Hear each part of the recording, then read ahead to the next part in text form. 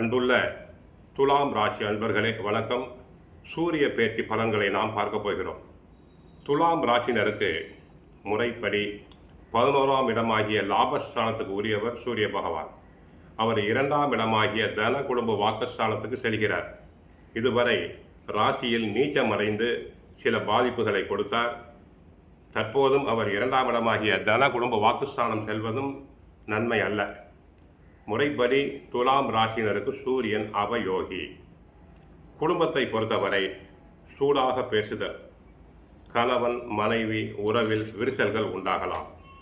பேச்சில் சூடு பறக்கும், அனல் பறக்கும்.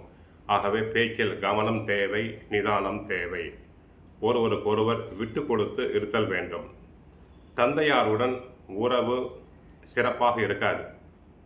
தந்தையாருடன் இணக்கம் தேவை. அதிக கோபப்பட்டு பேசுதல் கூடாது. தந்தையாருக்கு உடல்நலம் குறைவு உண்டாகலாம். மருத்துவரிடம் அழைத்து சென்று சிறந்த சிகிச்சை அளிக்க ஏற்பாடு செய்தல் வேண்டும். பாக பிரிவினைகள் சுமூகமாக நடைபெறாது. உத்தியோகத்தை பொறுத்தவரை தங்களுக்கு நியாயமாக கிடைக்க வேண்டிய பதவி உயர்வுகள் தடங்கலாகலாம். பதவி உயர்வுகள் மறுக்கப்படலாம். மற்றவர்களுடைய வேலையும் சேர்த்து செய்து தாங்கள் கஷ்டப்படுவீர்கள். ஆகவே உடலில் அசதி சோர்வு வந்து விலகும்.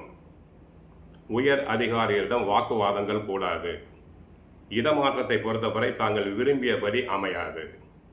தொழில்துறை அன்பர்களுக்கு சூரியன் சம்பந்தப்பட்ட தொழில், மருத்துவ தொழில், நகை தொழில், கெமிக்கல் பிஸ்னஸில் ஈடுபட்டுள்ளவர்களுக்கு சற்று பாதிப்புகள் உண்டாகும். எதிர்பார்த்த அளவுக்கு பண வரவு வருவதில் தடங்கல்கள் உண்டாகலாம். வியாபாரத்திற்காக, தொழில்துறைக்காக அதிக கடன் வாங்குதல் கூடாது. ஆக தொழில்துறையில் எச்சரிக்கை தேவை. அரசியல் துறை அன்பர்களுக்கு அரசியல் சம்பந்தப்பட்ட கிரகம் சூரியன் சாதகமாக இல்லை. ஆகவே மேல் மட்ட தலைவர்களிடம் பேசும்போது கவனமாக பேசுதல் வேண்டும். எச்சரிக்கையாக பேசுதல் வேண்டும். பேச்சில் அனல் பறக்கக்கூடாது. கட்சிக்குள் தங்களுக்கு நியாயமாக கிடைக்க வேண்டிய பதவி உயர்வுகள் தடங்கலாகலாம். தங்களை பற்றி யாராவது வீண் பலிகள், வதந்திகளை சொல்லலாம். மக்களிடையே செல்வாக்கு குறையும். ஆக கவனமாக இருங்கள். உடல் நலனை பொறுத்தவரை உஷ்ண நோய்கள் அதிகரிக்கும்.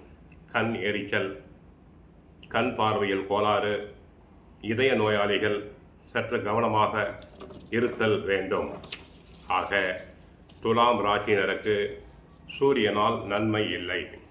குடும்பத்தில் பிரச்சனைகள் வரலாம். சாதுரியமாக சமாளித்தல் வேண்டும்.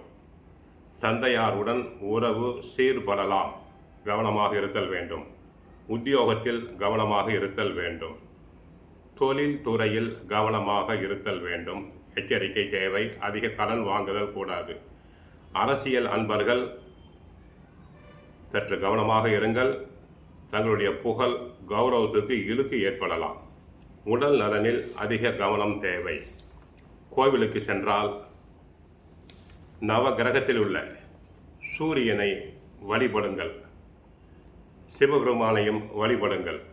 தங்கள் கஷ்டங்கள் அனைத்தும் குறையும். காலையில் எழுந்தவுடன் சூரிய நமஸ்காரம் செய்யலாம். அதன் பிறகு ஆதித்ய ஹிருதயம் பாராயணம் செய்யுங்கள். தங்களுடைய கஷ்டங்கள் அனைத்தும் மறைந்துவிடும். மற்றபடி சூரிய பேச்சினால் நன்மை அடைய வாழ்த்துக்கள். வாழ்க வளமுடன், மங்களம் உண்டாகட்டும்.